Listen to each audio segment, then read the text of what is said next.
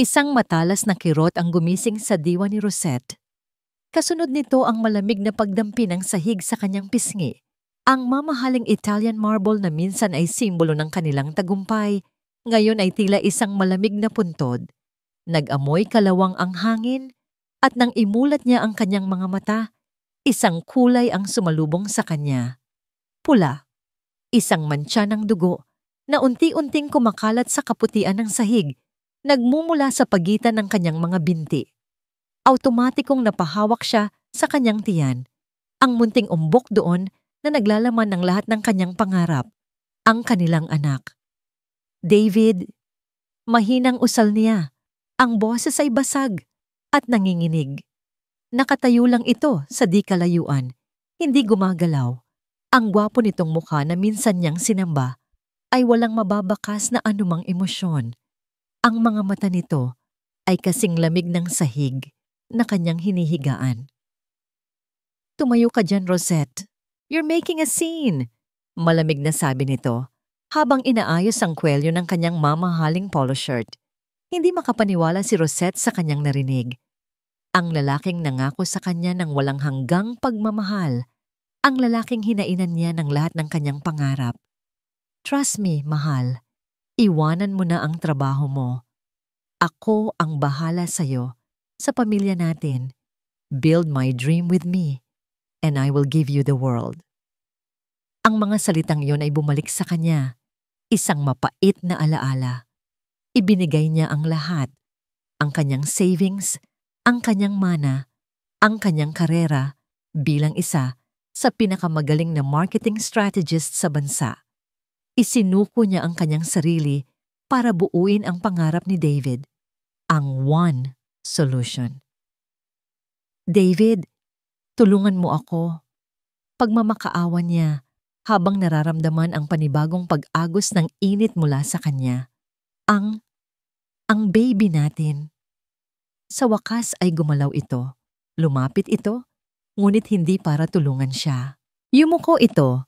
Ang muka ay ilang pulgada lang ang layo sa kanya at bumulong. Huwag mong isisisi sa akin ang kapabayaan mo. Sabi nito, bawat salita ay tila isang punyal na tumatarok sa kanyang puso. Alam mo bang bumagsak na naman ang stocks ng kumpanya? At ito ang idadagdag mo sa stress ko? Isang butil ng luha ang pumatak mula sa mata ni Rosette, humalo sa dugo sa sahig. Ang sakit ng kanyang pagbagsak ay walang-wala kumpara sa sakit na dulot ng mga salita nito. Hindi na niya alam kung gaano siya katagal na nakahiga doon. Ang tanging naririnig niya ay ang pagtibok ng kanyang puso na tila gustong kumawala sa kanyang dibdib at ang malamig na boses ni David habang may kausap sa cellphone. Yes, kailangan namin ng ambulansya. Oo, asawa ko. Isang aksidente lang. Isang aksidente. Ganoon na lang ba ang lahat? Naramdaman na lang niya ang pagbuhat sa kanya ng mga estranghero. Ang mga ilaw sa kanilang mansyon ay unti-unting lumabo. Bago siya tuluyang mawalan ng malay, isang imahe ang tumatak sa kanyang isipan. Ang bahagyang pagngisi sa mga labi ni David habang pinapanood siyang isinasakay sa ambulansya. Ang tunog ng sirena ay tila isang sigaw ng paghingi ng saklolo. Ngunit para kay Rosette, ito na ang huling himig ng kanyang dating buhay. Nang magising siya, amoy ng gamot at antiseptiko ang sumalubong sa kanya. Ang puti ng kisame, ang puti ng kumot, ang puti ng mga pader. Ang lahat ay puti, malinis, ngunit para sa kanya, ang kulay na yon ay sumisigaw ng kawalan. Walang David sa tabi niya. Isang nurse ang pumasok at ngumiti sa kanya ng pilit. Gising na po pala kayo, ma'am. Tatawagin ko lang po ang doktor. Bawat segundo ng paghihintay ay isang walang katapusang pagdurusa. Tumingin siya sa bintana, sa madilim na kalangitan. Nasaan na ang mga bituin na minsan niyang pinangarap kasama si David? Nawala na ba ang lahat? Bumukas ang pinto.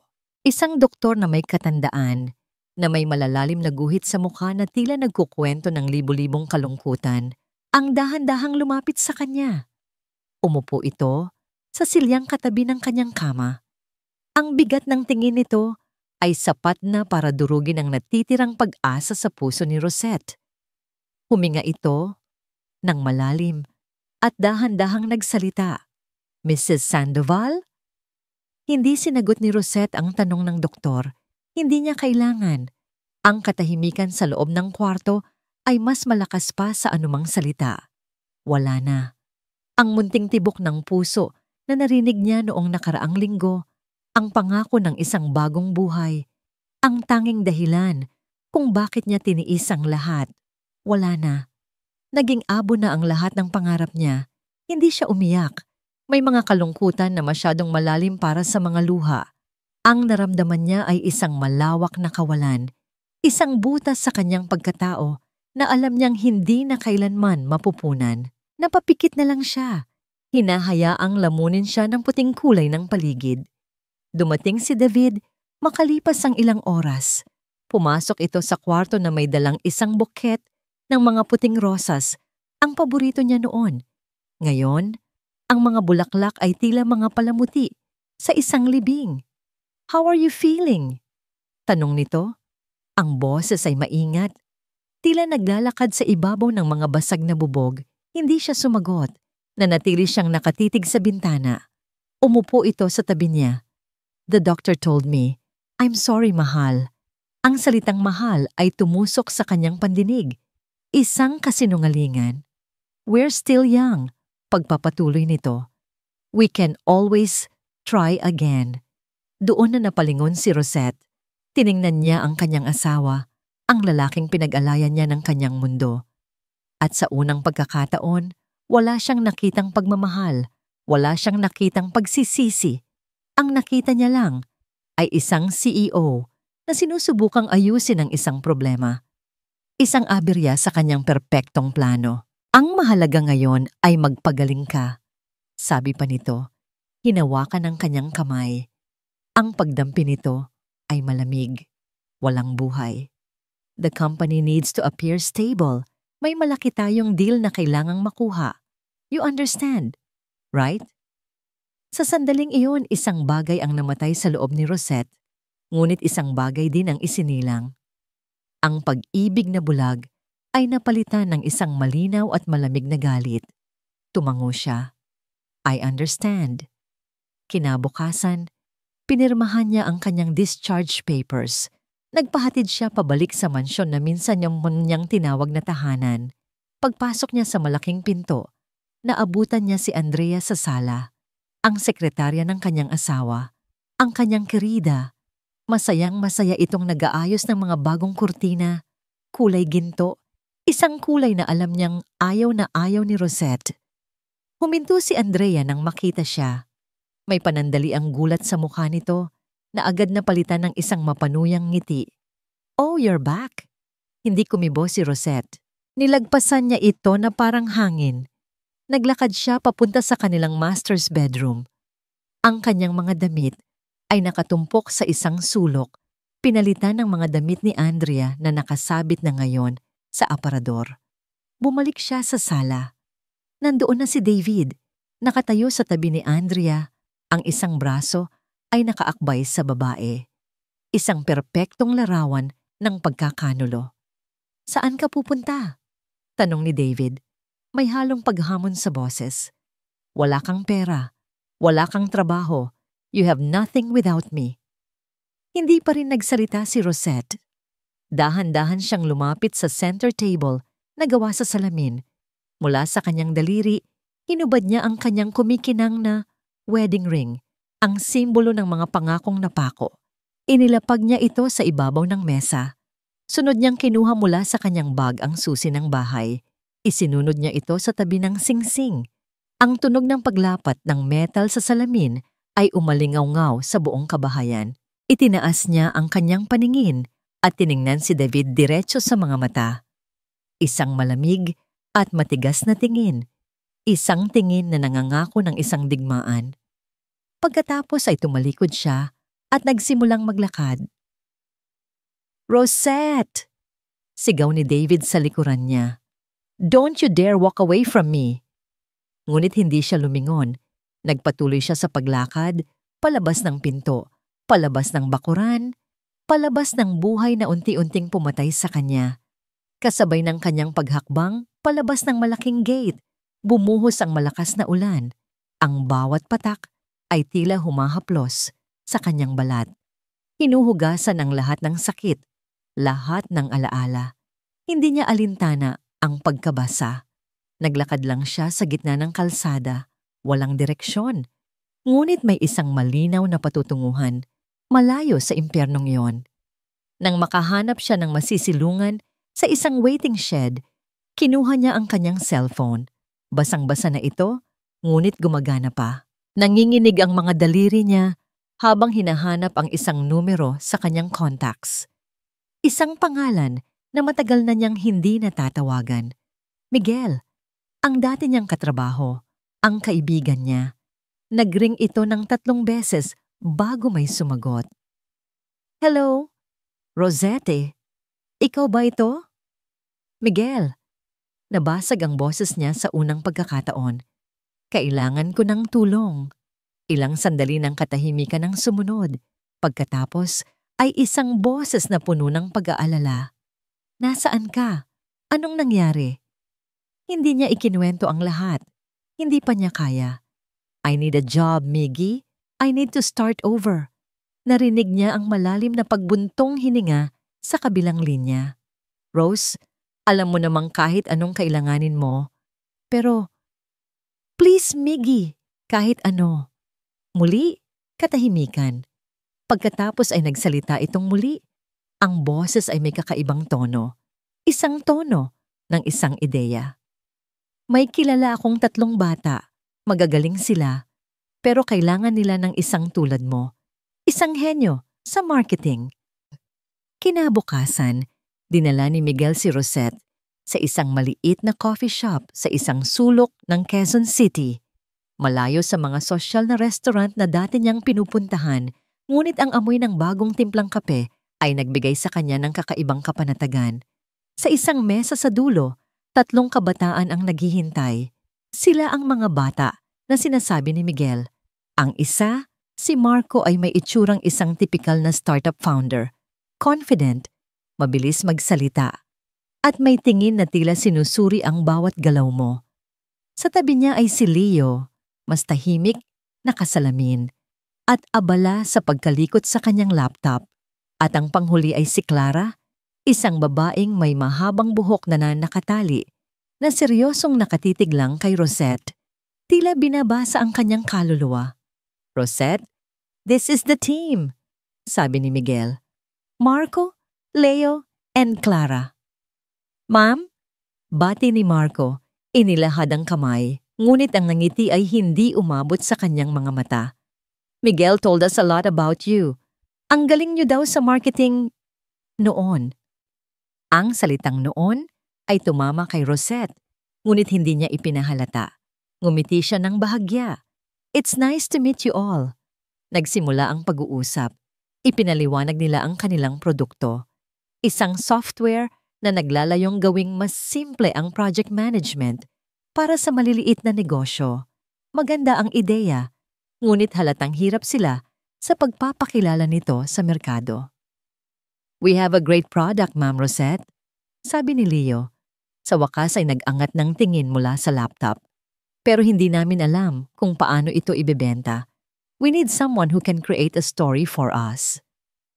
And you think I'm that person? Tanong ni Rosette, diretsong nakatingin kay Marco. After being a housewife for almost 5 years?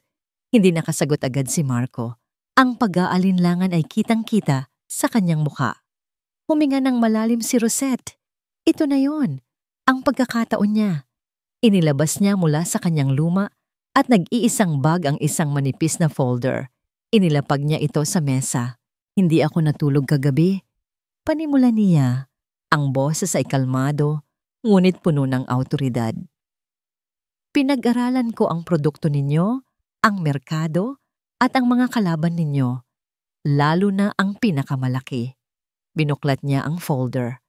Sa loob nito ay mga papel na puno ng sulat kamay na mga diagram at numero. One solution. Pagpapatuloy niya, they are the giant. Pero may kahinaan sila. Isang malaking kahinaan na hindi nakikita ng lahat. Napatingin ang tatlo sa kanya. Ang interes ay biglang nabuhay. They cater to big corporations. Ang kanilang serbisyo ay komplikado at napakamahal. They ignore the small players, the freelancers, the startups, the home-based businesses. Isang merkado na nagkakahalaga ng milyon-milyon. At doon tayo papasok. Naglatag siya ng isang kompletong plano. Mula sa branding, social media strategy, hanggang sa pricing model. Bawat salita niya ay may bigat. Bawat ideya ay may basihan. Ang babaeng nasa harap nila ay hindi isang simpleng may bahay. Isa siyang general na naglalatag ng plano para sa isang digmaan. That's brilliant, bulong ni Clara. Sa unang pagkakataon ay nagsalita. Paano mo nalaman ang lahat ng ito tungkol sa one solution? Tanong ni Marco. Ang pagdududa ay napalitan na ng pagkamangha. This is inside information. Tinitigan sila ni Rosette isa-isa. I know one solution's fatal flaw. Sabi niya, ang boses ay may bahid ng pait. Because I helped build it. The CEO, David Sandoval, is my husband. Isang nakabibinging katahimikan ang bumalot sa kanilang mesa. Si Rosette ang unang bumasag nito. Gusto niyang isipin ng lahat na wala akong kwenta. Isang babaeng nag-iwan ng karera para sa asawa. I'm here to prove him wrong. At gagamitin ko ang produkto ninyo para gawin iyon. Nagkatinginan ang tatlo. Pagkatapos ay tumingin si Marco kay Rosette. At sa pagkakataong ito, ang ngiti niya ay totoo na. Inilahad niya muli ang kanyang kamay. Welcome to the team, CEO. Ang opisina nila ay isang maliit at masikip na kwarto sa lumang building. Ang mga gamit ay luma, ang aircon ay maingay, at ang kape nila ay instant, malayong malayo, sa glass tower ng One Solution, sa mamahaling leather na upuan at sa espresso machine ni David.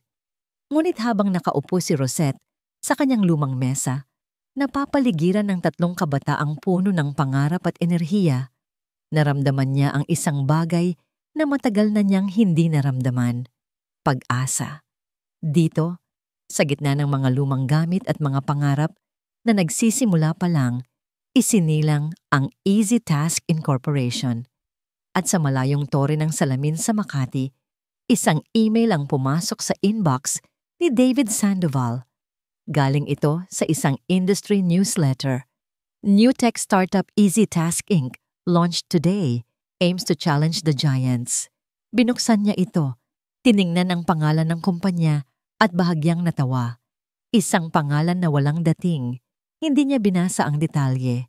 Isinara niya ang email at ibinato ang kanyang cellphone sa malambot na sofa. May mas importanteng bagay siyang kailangang isipin. Tulad ng kung anong kulay ng bagong kotse ang ireregalo niya kay Andrea. Sino? Ang tanong ni David ay tila isang patalim na humiwa sa malamig na hangin sa loob ng conference room. Ang kanyang mga department head ay nakayuko. Walang sino mang nangahas na salubungin ang kanyang nag-aapoy na tingin. Innovate PH signed a contract with them this morning. Ulit ng kanyang marketing director. Ang boses ay nanginginig. A company called Easy Task. Bumagsak ang panga ni David sa pagkainis. Easy Task. Anong klaseng pangalan yon? Tunog murang application na ginawa ng mga estudyante. Ang Innovate PH ay hindi isa sa kanilang pinakamalaking kliyente, ngunit ito ay isang kilalang tech startup. Ang makuha sila ay isang simbolo ng prestihiyo. At ngayon, naagaw sila ng isang kumpanyang basura. Incompetence, maring sabi ni David. Ang mga salita ay mabagal at puno ng pagbabanta. This is what happens when you get too comfortable. I want a full report on my desk by noon. Now, get out. All of you. Nagmamadali silang nagsilabasan, tila mga daga na tumatakas mula sa isang ahas.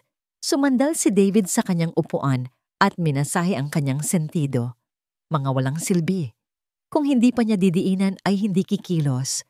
Bumukas ang pinto ng kanyang opisina. Si Andrea, pumasok ito na may dalang tasa ng kape. Ang nangiti sa labi ay kasing tamis ng asukal. Mukhang stress na stress ang mahal ko malambing na sabi nito.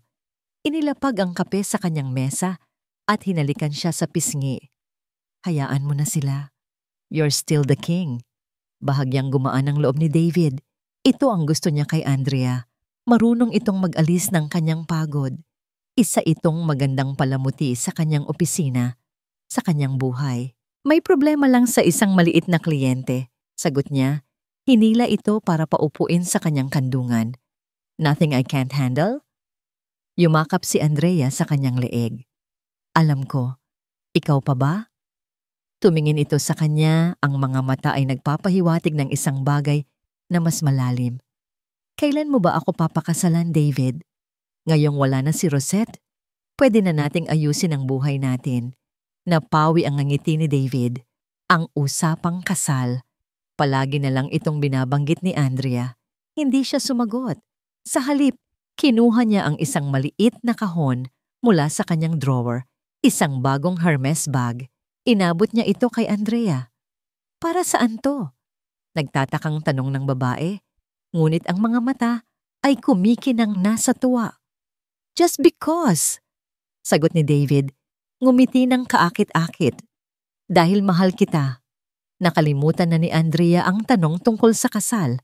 Niyakap niya ng mahigpit si David habang abala sa paghanga sa bago niyang laruan. Para kay David, ganoon lang kadali ang lahat. Ang mga problema, ang mga babae, lahat ay may presyo. Nang makaalis na si Andrea, nawala ang nangiti sa mukha ni David. Kinuha niya ang kanyang cellphone at tinawagan ang kanyang executive assistant. Leo, may ipapatrabaho ako sa'yo. May isang bagong kumpanya. Easy Task ang pangalan. I want you to find out everything about them. Who's behind it? Who are their investors? Everything. I want it done fast. Pagkatapos ay isa pang tawag ang ginawa niya. Sa pagkakataong ito, ang kanyang abogado. Attorney Reyes, bungad niya. Kumusta na ang mga papeles ng annulment? Processing, Sir David. Medyo matatatagalan lang. Bilisan ninyo, putol ni David. At siguraduhin nating malinis ang lahat. Ayokong may makuha si Rosette kahit isang sentimo. Maliwanag? Yes, sir. Masusunod po. Ibinaba niya ang telepono at muling sumandal sa kanyang upuan. Isang ngiti ng tagumpay ang gumuhit sa kanyang mga labi. Nasa kanya ang kontrol. Palagi. Si Rosette ay isang kabanata na sa kanyang buhay na isinara na niya. Isang masamang panaginip na sa wakas ay natapos na. Tumunog muli ang kanyang cellphone. Si Leo. Ang bilis naman. What is it, Leo? I'm busy. Sagot niya, medyo naiirita. Narinig niya ang pag-aalangan sa boses ng kanyang assistant sa kabilang linya. Sir, tungkol po sa pinapaimbestigahan niyo. Sa Easy Task. Spit it out. Who's behind that pathetic company? Isang sandali ng katahimikan. Pagkatapos ay isang boses na halos pabulong. Sir, may problema. Ang CEO ng Easy Task, si Ma'am Rosette po. Ang mga sumunod na buwan ay isang ipu-ipo ng trabaho at maliliit na tagumpay para sa Easy Task. Bawat bagong kliyente na nakukuha nila ay tila isang maliit na batong ibinabato nila sa higanting tore ng One Solution. Hindi pa ito nakakagiba, ngunit nararamdaman na nila ang panginginig. Ang kanilang maliit na opisina ay laging puno ng tawanan, ng amoy ng murang kape, at ng enerhiya ng mga pangarap na unti-unting nagkakaroon ng katuparan. Sa unang pagkakataon sa loob ng maraming taon, naramdaman muli ni Rosette na siya ay may silbi, na siya ay buhay. Isang hapon, habang nasa gitna sila ng isang mahalagang meeting, biglang nagsalita si Clara. CEO, tawag nito, ang boses ay may kakaibang pag-aalangan. Hawak nito ang kanyang cellphone, nakaturo ang screen kay Rosette. Tingnan mo to. Nasa screen ang isang sikat na online news site. Isang malaking larawan ni David at Andrea ang nakapaskil. Magkayakap at nakangiti sa mga kamera. Ngunit ang pumukaw sa pansin ni Rosette ay ang headline na nakasulat sa malalaking letra. Tech billionaire David Sandoval and Andrea Cortez expecting their first child. Sa isang iglap, tila huminto ang pag-ikot ng mundo ni Rosette. Ang ingay ng aircon, ang pag-click ng keyboard ni Leo, ang boses ni Marco, lahat ay naglaho. Ang tanging nakikita niya ay ang larawan. Ang tiyan ni Andrea na bahagyang umuumbok at ang kamay ni David na buong pagmamalaking nakapatong dito. Ang kamay na yon na minsan ay humaplos din sa kanyang sinapupunan. Ang kamay na yon na naging dahilan ng pagkawala ng lahat sa kanya. Rose? Narinig niya ang boses ni Marco, tila nanggagaling sa malayo. Nanlamig ang kanyang mga kamay. Naramdaman niya ang pamilyar na kirot sa kanyang dibdib, ang butas na iniwan ng kanyang nawalang anak. Tumayo siya nang hindi nagsasalita. Naglakad siya papunta sa maliit na banyo ng opisina at nilock ang pinto. Sumandal siya sa pader at dahan-dahang napaupo sa sahig. Doon, sa katahimikan, hinayaan niyang bumuhos ang mga luhang matagal na niyang itinatago. Hindi ito luha ng panghihinayang. Ito ay luha ng galit. Tumingin siya sa kanyang refleksyon sa maliit at may kalumaang salamin. Ang nakita niya ay isang babaeng pagod, isang babaeng nasaktan. Ito ba ang gusto ni David na makita ng mundo? Isang talunang asawa? Isang babaeng walang halaga? Naalala niya ang dugo sa sahig na marmol. Naalala niya ang malamig na tingin ni David. Naalala niya ang sakit. Dahan-dahan, pinunasan niya ang kanyang mga luha. Ang kanyang mga mata, na kanina'y puno ng sakit, ay napalitan ng isang malamig at matigas na determinasyon. Ang halik ng ahas ay makamandag, ngunit hindi ito nakamamatay. Sa halip, ginising nito ang isang natutulog na dragon. Bumalik siya sa meeting room. Ang tatlo niyang kasama ay tahimik na naghihintay. Ang mga mukha ay puno ng pag-aalala. Umupo si Rosette sa kanyang silya, tumingin siya sa kanilang whiteboard na puno ng mga plano at target. Burahin niyo lahat yan, utos niya. Ang boses ay kalmado, ngunit may bigat na ikinagulat ng lahat. Anong ibig mong sabihin, CEO? Naguguluhang tanong ni Marco. Tinitigan sila ni Rosette isa-isa. We are no longer aiming for small clients, sabi niya. We will go after the 3 billion peso government computerization contract. Napaawang ang bibig ni Leo. Maging si Marco ay hindi makapaniwala. Ang kontratang yon ay ang pinakamalaking proyekto sa tech industry sa loob ng dekada. At ang One Solution ang inaasahang mananalo dito. Rosette, that's impossible, sabi ni Marco.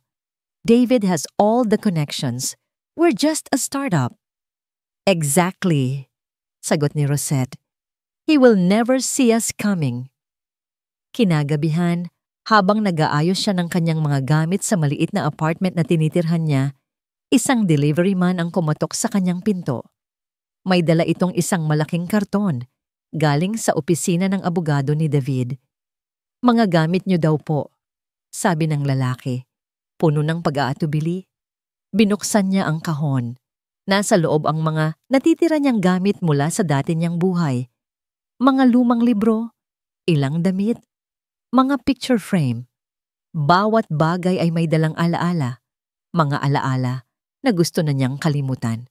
Nasa ilalim na siya ng kahon nang may makapa siyang isang folder. Luma na ito at medyo naninilaw na. Nang buksan niya ito, nanlaki ang kanyang mga mata. Nasa loob ang isang dokumento na matagal na niyang kinalimutan. Isang deed of assignment. Nakasulat doon kung paano niya isinalin ang lahat ng kanyang mana, ang kanyang milyon-milyong pisong pamana mula sa kanyang mga magulang kay David Sandoval bilang joint investment para sa pagtatayo ng One Solution. Nandoon ang pirma niya at ang pirma ni David. Isang malamig na ngiti ang sumilay sa mga labi ni Rosette. Akala ni David ay naipadala na niya ang lahat ng basura mula sa nakaraan. Hindi niya alam na kasama nitong ipinadala ang bala na tatapos sa kanya, hindi maaari.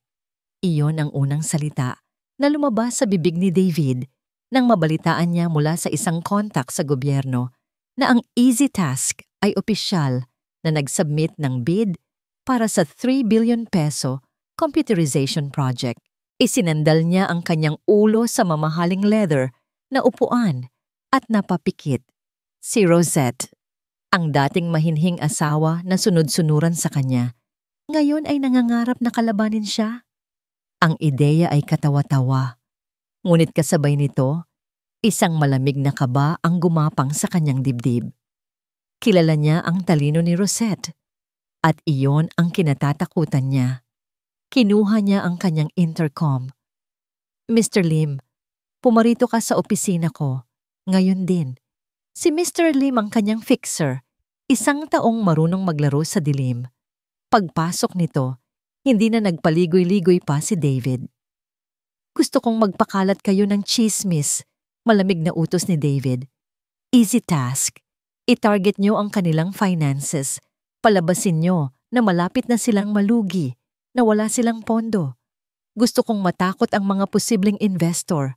Gusto kong mag-alinlangan ang lahat sa kanila. Tumangulang si Mr. Lim, walang tanong.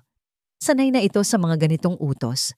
Nang gabing iyon, sinubukan ni David na kalimutan ng problema. Dinala niya si Andrea sa isang mamahaling dinner. Ngunit habang kumakain sila, tila wala sa sarili si Andrea. Palagi itong sumusulyap sa kanyang cellphone. May problema ba? Tanong ni David, medyo naiirita. Wala naman, sagot ni Andrea. Ngumiti ng pilit. May iniisip lang ako. David, ngayong buntis na ako, I think I deserve a seat on the board. Halos mabilaukan si David sa kanyang iniinom na wine. What? Don't be ridiculous, Andrea. You're my girlfriend, not my business partner. Pero ako ang ina ng magiging anak mo.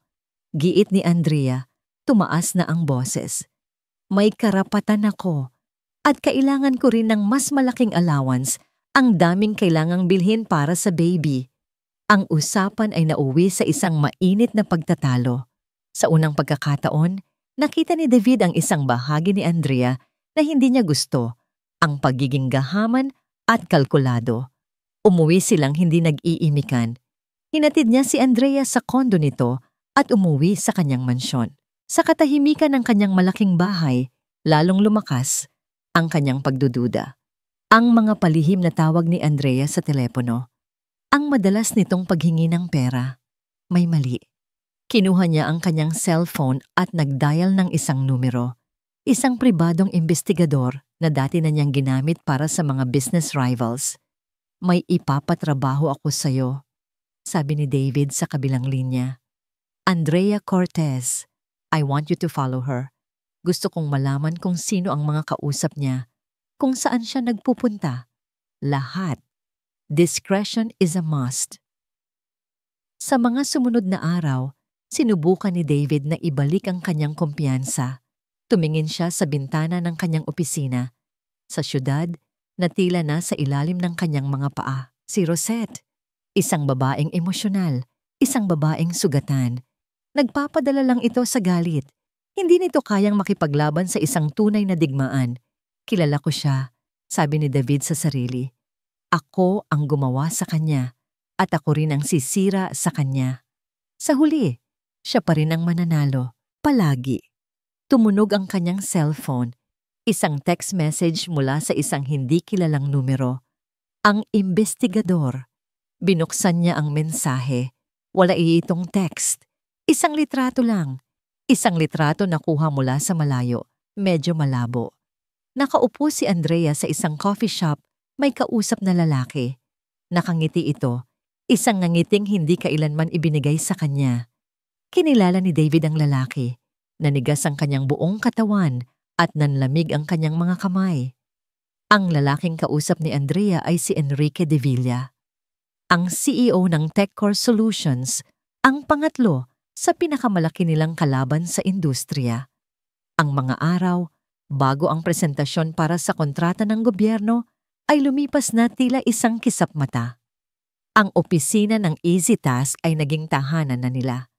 Nagkalat ang mga tasa ng kape, mga lalagyan ng instant noodles, at mga whiteboard na puno ng mga numero at estratehiya. Nagtatrabaho sila hindi lang para manalo. Nagtatrabaho sila na tila dito nakasalalay ang kanilang mga buhay. Si Rosette ang sentro ng lahat ng ito. Siya ang general, ang strategist, ang puso ng kanilang operasyon. Ang pagod ay bakas na sa kanyang mukha. Ngunit sa kanyang mga mata, may isang apoy na hindi mapapatay. Sa gitna ng lahat ng ito, may dalawang laban siyang sabay na hinaharap. Malakas ang laban natin, Ma'am Rosette, sabi ni Attorney Mendoza sa kanya sa telepono. Lahat ng ebidensya, ang medical records, ang testimonya ng mga kasambahay noon, lahat ay pabor sa atin. The court hearing is next week. Haharapin ni Mr. Sandoval ang batas. Tumango si Rosette kahit hindi siya nakikita ng kausap. Isang maliit na bahagi ng hustisya ang unti-unti nang naaabot. Ngunit alam niyang hindi iyon sapat. Kinahapunan, nagpaalam siya sa team para sa isang personal na errand. Nagpunta siya sa isang tahimik na parke. Doon, sa isang bench naghihintay ang isang babae, si Miss Evelyn Castro, isang respetadong investigative journalist. Salamat sa pagpunta, bungad ni Rosette, na nakasuot ng simpleng damit at salamin para hindi gaanong makilala. You said you have a story that could shake the business world. Sagot ng journalist, ang mga mata ay matalas at mapanuri. Ano ang meron? Inilabas ni Rosette mula sa kanyang bag ang isang brown envelope.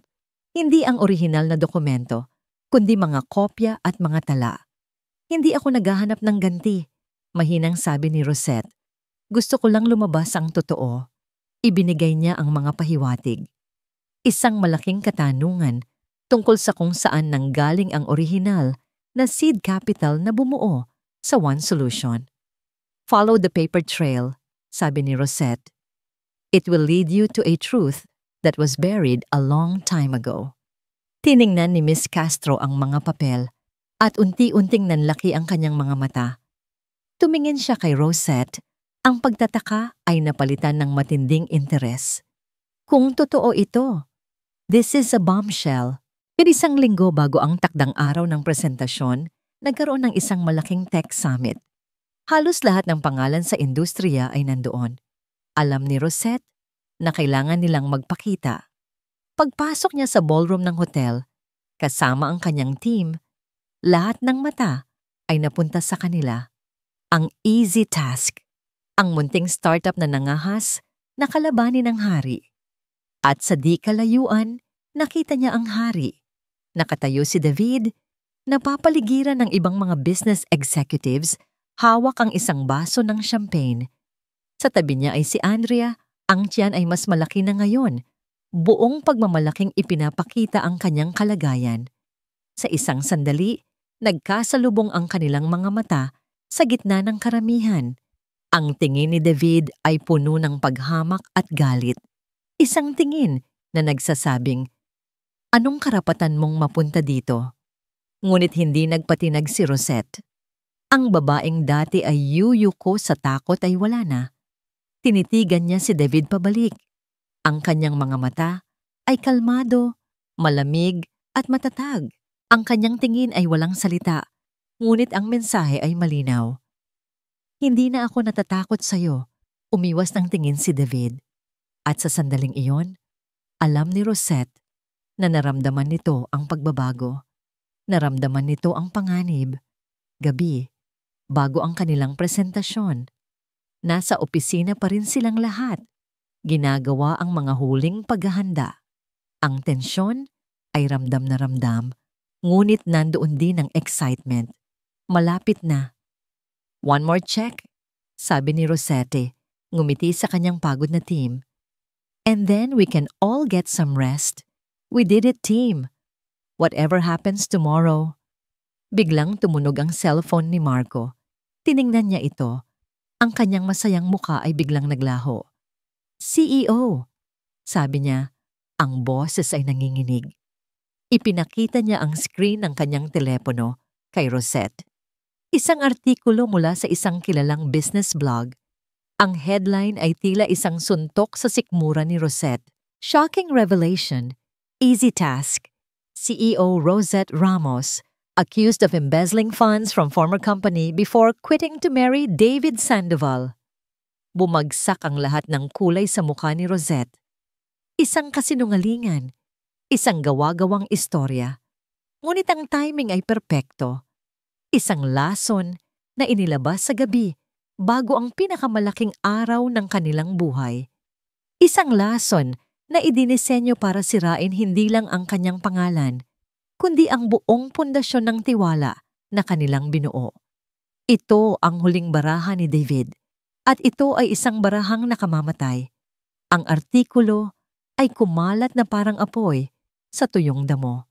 Sa loob lang ng ilang minuto, nagsimulang mag-ring ang mga cellphone sa kanilang opisina. Mga tawag mula sa mga kaibigan, pamilya, at ang pinakamasama sa lahat, mula sa mga potensyal na investor na dating nagpakita ng interes. Rosette, totoo ba to? Tanong ng isa sa kabilang linya. We can't be associated with this kind of controversy. We're pulling out. Isa-isang bumagsak ang mga tawag. Bawat isa ay isang pako na ibinabaon sa kabaong ng kanilang mga pangarap. Kasalanan to ni David, mariing sabi ni Marco. Ang mga kamao ay nakakuyom sa galit. He's fighting dirty.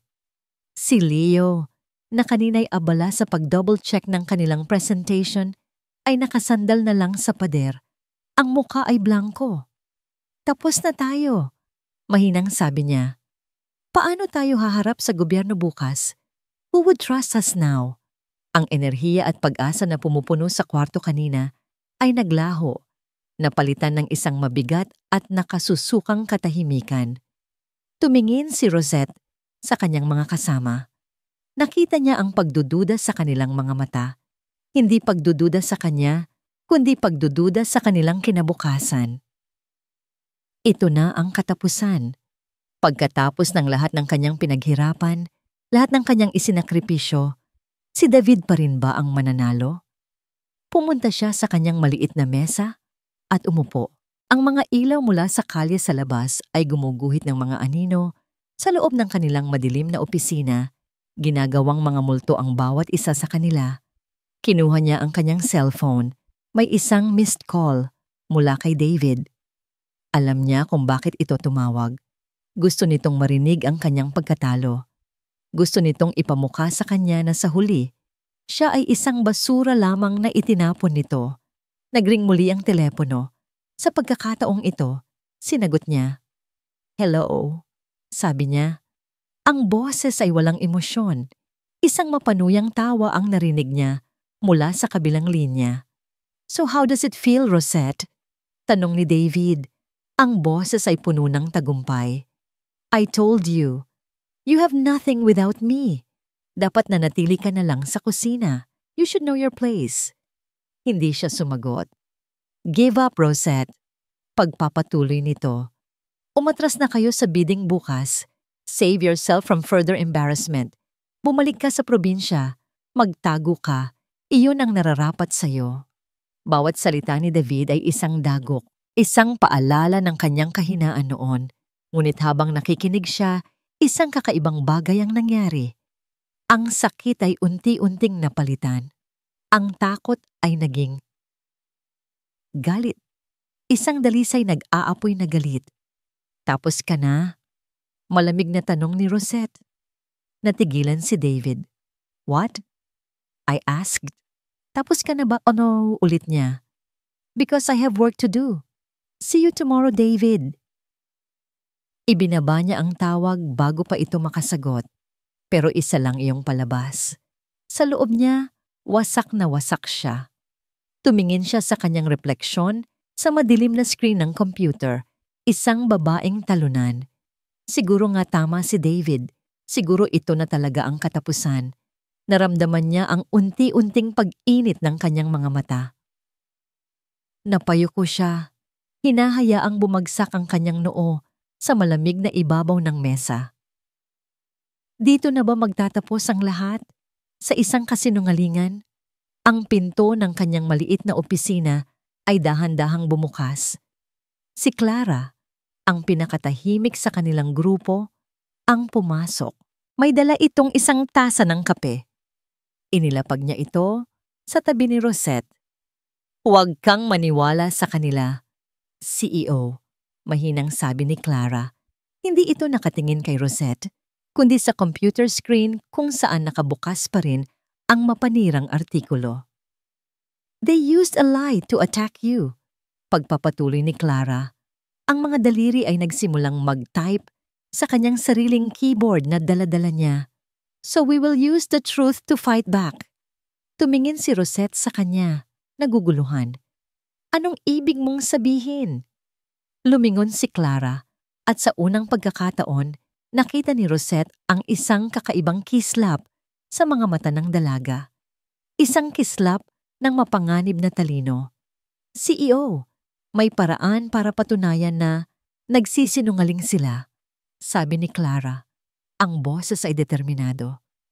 But, kailangan nating gawin ang isang bagay na napakadelikado. Ang ballroom ng Philippine Convention Center ay tila isang coliseum. Ang mga sikat na pangalan sa industriya ay nandoon, lahat ay naghihintay para sa huling bahagi ng bidding. Ang presentasyon ng dalawang finalist, ang One Solution at ang Easy Task. Nakasuot si David ng isang mamahaling suit. Ang ngiti sa kanyang labi ay nagpapakita ng labis na kumpiyansa. Sa kanyang paningin, panalo na siya. Ang artikulo tungkol sa pagnanakaw ni Rosette ay siniguro ang kanyang tagumpay. Ang Easy Task ay isang kumpanyang walang kredibilidad. Nagsimulang magsalita ang chairman ng Government Bidding Committee. And now, we welcome the CEO of One Solution, Mr. David Sandoval, for his final presentation. Tumayo si David, naglakad sa gitna ng entablado. Ang bawat hakbang ay mayabang. Ang kanyang presentasyon ay maganda, puno ng data at mga pangako, ngunit walang puso. Habang nagpe-present si David, abala si Rosette sa likuran ng bulwagan. Ang kanyang team, kasama si Marco at Leo, ay nakatayo sa tabi niya. Ang tensyon ay bumibigat sa kanilang paligid. Are you sure about this, Clara? Bulong ni Marco kay Clara, na abala sa pagkalikot ng isang device. Kung magkamali tayo, mapupunta tayo sa kulungan. Hindi tayo magkakamali, malamig na sagot ni Clara. Matapos ang presentasyon ni David, tiningnan siya ng chairman. Thank you, Mr. Sandoval. And now, we welcome the CEO of Easy Task, Miss Rosette Ramos. Nagulat ang marami. Inaasahan nilang umatras na si Rosette. Naglakad siya papunta sa entablado. Ang kanyang suot ay isang simpleng puting suit. Hindi ito kasing mahal ng kay David, ngunit ang kanyang tindig ay kasing tikas ng isang reyna. Nagsimula ang kanyang presentasyon. Ang kanyang boses ay kalmado, ang kanyang mga mata ay tuwid na nakatingin sa mga committee members. Ngunit bago pa siya tuluyang magsimula, nagtaas ng kamay ang isa sa mga miyembro. Miss Ramos, tanong nito, bago tayo magpatuloy, maaari bang sagutin mo ang mga akusasyon sa iyo? Ang inyong kredibilidad ay may katanungan. Tumingin si David, ngumisi ng malaki. Ito na ang huling sandali ni Rosette. Ngumiti si Rosette, isang ngiting hindi kailanman nakita ni David noon. Thank you for that question, sabi niya. Tumingin siya kay Clara na nakatayo malapit sa control booth. Tumango si Clara. Biglang nagbago ang screen sa likod ni Rosette. Hindi na ang presentation slide ang lumabas, kundi isang code. Pagkatapos, nag-flash ang isang IP address at ang pangalan ng isang server. Ang akusasyon laban sa akin ay nagmula sa isang anonymous source. Paliwanag ni Rosette, ang boses ay malakas at malinaw. Hayaan niyo akong ipakita kung sino talaga ang nasa likod ng kasinungalingan. Sa pamamagitan ng device ni Clara, ipinakita nila ang data trail, bawat mouse click, bawat login, at bawat file na ginamit upang likhain at ikalat ang mapanirang artikulo. At ang huling IP address, Isa itong server na nakarehistro sa ilalim ng One Solution Inc. Isang malakas na bulungan ang pumuno sa bulwagan. Si David ay natigilan. Ang kanyang mapaglarong ngiti ay naglaho, napalitan ng isang mukhang puno ng takot at galit. Mr. Sandoval, is this your company's official server? Tanong ng chairman. Ang boses ay puno ng pagdududa. Hindi makasagot si David. My former husband used the company that I helped him build to destroy me. Sabi ni Rosette, walang bahid ng puot sa boses, tanging kalungkutan. Kung ganyan po ang etika ng isang kumpanyang nagbabalak na pangasiwaan ng 3 billion na proyekto ng gobyerno, ano pa ang maaasahan natin? Pagkatapos, ay nagpatuloy siya sa kanyang presentasyon. Isang presentasyong puno ng pag-asa, transparency, at makabagong teknolohiya. Ang kanyang plano ay hindi lang maganda. Ito ay ethical, responsible, at may malasakit sa bansa. Habang nagpapalakpakan ng mga tao para sa matagumpay na presentasyon ni Rosette, nag-vibrate ang cellphone ni David. Isang text message mula sa investigador, ang subject, DNA test results. Binuksan niya ito. Ang kanyang mga kamay ay nanginginig. Sa loob, ang mga resulta ay malinaw at hindi maikakaila. Conclusion: David Sandoval is excluded as the biological father of the child. Nanlumo ang kanyang buong katawan.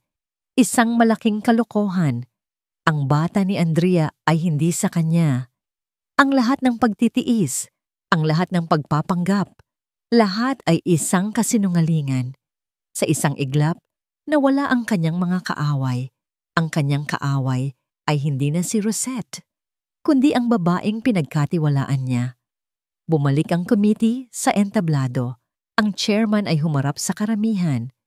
After careful deliberation, the committee has reached a final verdict. Hinintay ni David ang mga salita. Ang kanyang puso ay tila tumigil sa pagtibok. Hindi na niya iniisip ang kontrata. Iniisip na lang niya kung paano niya papatayin si Andrea. Tumingin ang chairman kay Rosette.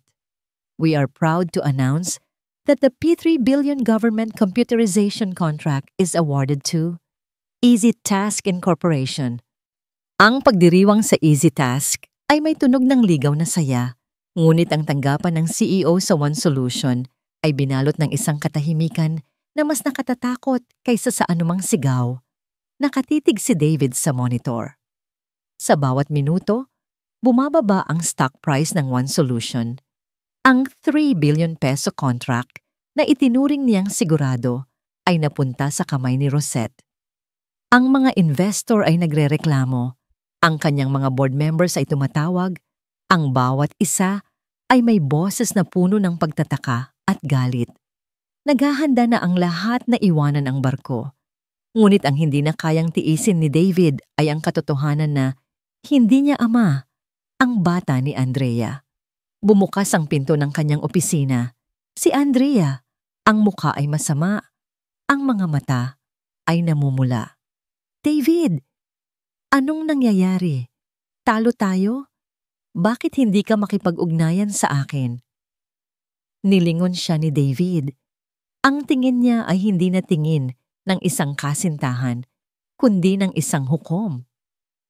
Talo? Malamig na tanong ni David. You want to talk about losing, Andrea? Let's talk about the child. Ibinato niya ang folder ng DNA test sa mesa. Tumalon ito at dumapo sa paanan ni Andrea. Nanginginig ang mga kamay ni Andrea habang dinampot niya ang folder. Nang makita niya ang laman nito, namutla siya. Walang ibig sabihin, yan David, nauutal niyang sabi. Peke yan. Ginawa ni Rosette yan. Tumawa si David. Isang tunog na malapit sa iyak. Stop lying! Sino ang ama, Andrea? Si Enrique de Villa ba? Ang CEO ng TechCore? Ano? Gusto mo ring kunin ang kumpanya ko? Katulad ng ginawa mo kay Rosette? Hindi ko na kailangan ng kumpanya mo. Sigaw ni Andrea. Tuluyan nang nag-iba ang boses. Nawala ang lambing napalitan ng panggigipit. Kailangan ko ng pera. Hindi ka naman talaga nagbigay sa akin ng anuman, 'di ba? Puro pangako lang. Akala ko ba pakakasalan mo ako? Akala ko ba ako na ang susunod na first lady mo? Ipakasal ka? Sigaw ni David. Ang kanyang galit ay tuluyan ng sumabog. Isa kang traidor. Gumamit ka lang sa akin, walang hiya ka. Get out of my office now. Hindi ako aalis, magbabayad ka sa ginawa mo. Hindi mo ako itatapon na lang tulad ni Rosette. Sa galit, hinablot ni David ang baso sa kanyang mesa at ibinato ito sa pader. Nagkalat ang mga bubog. Umalis ka. Bago pa kita saktan. Get out! Nanginig si Andrea sa takot. Tumakbo siya palabas ng opisina, umiiyak. Napaupo si David. Ang kanyang ulo ay napuno ng ingay ng pagbagsak ng kanyang mundo. Nawala ang kontrata. Nawala ang babaeng pinagkatiwalaan niya. Nawala ang bata na akala niya ay sarili niya. Tumunog ang kanyang cellphone. Isang tawag mula sa kanyang abogado. Sir David, the court verdict. Kailangan niyo nang malaman. Pinilit ni David na kumalma. Sige, sabihin mo. Guilty, sir. Domestic violence at sa banta ng paglalabas ng mga ebidensya ni Miss Rosette, the judge ruled in her favor. You are required to pay her 50 million in damages and the annulment will be processed in Rosette's terms. Isang malakas na tawa ang kumawala sa bibig ni David. Tumawa siya, ngunit walang kasiyahan. Para itong isang nakakatakot na hiyaw ng pag-iisa. Tiningnan niya ang kanyang opisina, ang mamahaling furniture, ang artwork sa dingding, ang tanawin ng syudad sa kanyang bintana. Ang lahat ay hindi na sa kanya. Ito ay isang dambana na gumuho na. Pagkatapos ng ilang oras, tumunog muli ang kanyang email. Isang notification. Rosette Ramos. Hindi ang Rosette Sandoval, kundi ang Rosette Ramos, ang kanyang maiden name. Binuksan niya ito, ang kanyang hininga ay parang huminto. Subject: Offer to acquire One Solutions Assets, Rosette Ramos, CEO, Easy Task Inc.